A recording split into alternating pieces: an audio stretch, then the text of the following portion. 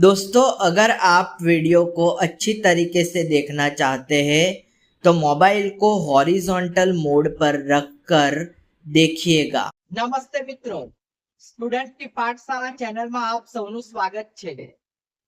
જો તમે ધોરણ 9 પૂરું કરી ચૂક્યા હોય અને ધોરણ 10 માં પ્રવેશ મેળવવા જઈ રહ્યા હોય તો આ વિડિયો ખાસ તમારા માટે છે।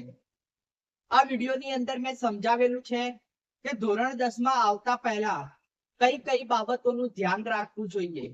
તો ખાસ કરીને મેં આ સવાલના જવાબ માટે જ આ વિડિયો બનાવ્યો છે। તો ચાલો શરૂ કરીએ। મિત્રો, પહેલું જે છે એ છે લક્ષ્ય સ્પષ્ટ કરો। હવે મિત્રો, આની અંદર એ પ્રમાણે છે કે તમારે તમારું લક્ષ્ય સ્પષ્ટ કરવું જોઈએ। લક્ષ્ય સ્પષ્ટ કરો એનો મતલબ શું? લક્ષ્ય સ્પષ્ટ કરો એનો મતલબ કે તમારે કેટલા પર્સન્ટેજ લાવવા છે બોર્ડમાં એ તમને ખ્યાલ હોવો જોઈએ। અને આ માટે તમે એક પ્રવૃત્તિ કરી શકો છો મિત્રો, કે તમારા ઘરમાં દિવાલ પર એક પોસ્ટર ઉપર તમારે જેટલા પર્સન્ટેજ લાવવા છે એટલા પર્સન્ટેજ લખીને લગાવો અને રોજ સવારે તેને ધ્યાનથી જોવો। આમ કરવાથી એ તમારા સબકોન્શિયસ માઇન્ડમાં જતું રહેશે અને તમે તમારા ગોલને અચીવ કરવા તરફ આગળ વધતા રહેશો। મિત્રો, બીજો પોઈન્ટ છે પાયો મજબૂત કરો। એટલે કે તમારા બેઝિક કોન્સેપ્ટ જે છે એ ક્લિયર હોવા જોઈએ। બેઝિક કોન્સેપ્ટ એટલે શું? બેઝિક કોન્સેપ્ટ એટલે કે ઇંગ્લિશ વિષયમાં આપણે જોઈએ તો તમારા ટેન્સીસ ક્લિયર હોવા જોઈએ।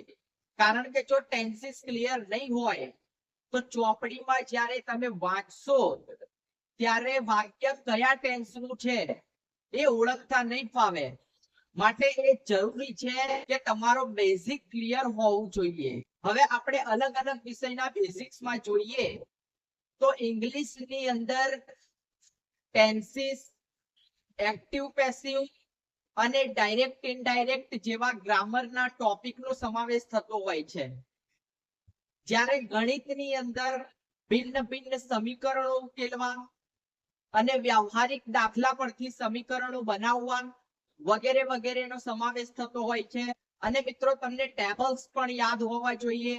કારણ કે જો ટેબલ્સ તમને યાદ હશે તો ગણતરી સરળતાથી થઈ શકશે। તો મિત્રો, આના માટે તમારું બેઝિક કોન્સેપ્ટ ક્લિયર હોવા જોઈએ।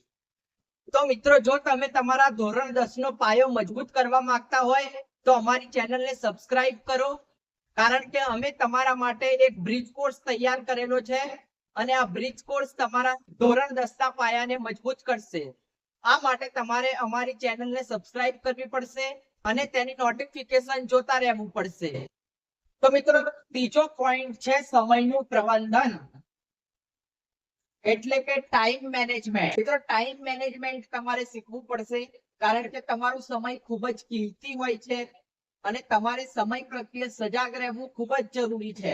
કારણ કે તમારે વાંચન ખૂબ જ વધારે કરવું પડતું હોય છે અને આ માટે સમયને સાચવવો ખૂબ જ જરૂરી બને છે।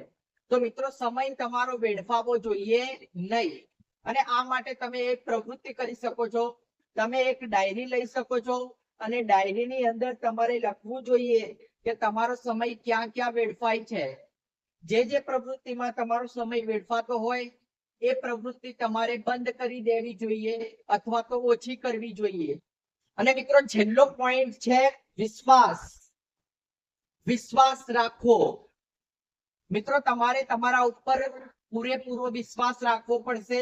કારણ કે વિશ્વાસ એ એક એવી અદ્રશ્ય શક્તિ છે જે તમને જીવનમાં કોઈ પણ પરિસ્થિતિમાં સફળતા અપાવી શકે છે।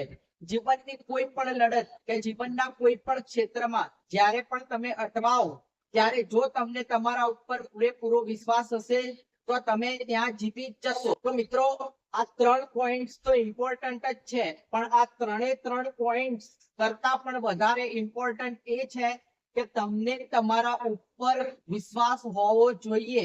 એટલે કે સેલ્ફ બિલીફ હોવી જોઈએ। તમારી સેલ્ફ બિલીફ મજબૂત હોવી જોઈએ અને પૂરેપૂરો વિશ્વાસ હોવો જોઈએ કે તમે જે લક્ષ્ય નક્કી કર્યું છે એ લક્ષ્ય માટે તમે પૂરતી મહેનત કરશો અને એ લક્ષ્યને પૂરેપૂરા સમર્પિત થશો અને એના ઉપર તમે વિશ્વાસ રાખશો।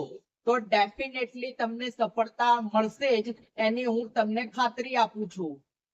તો મિત્રો, આટલી બાબતોને ધ્યાનમાં રાખીને તમારા જીવનને દિશા આપનારી ધોરણ 10 ની યાત્રા પર જવા માટે તૈયાર થઈ જાઓ.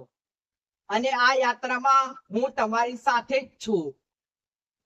તો મિત્રો, જો તમને અમારો વિડીયો ગમ્યો હોય તો તેને લાઈક અને સબસ્ક્રાઇબ કરવાનું ના ભૂલતા, જેથી અમારો ઉત્સાહ બની રહે. જય હિન્દ.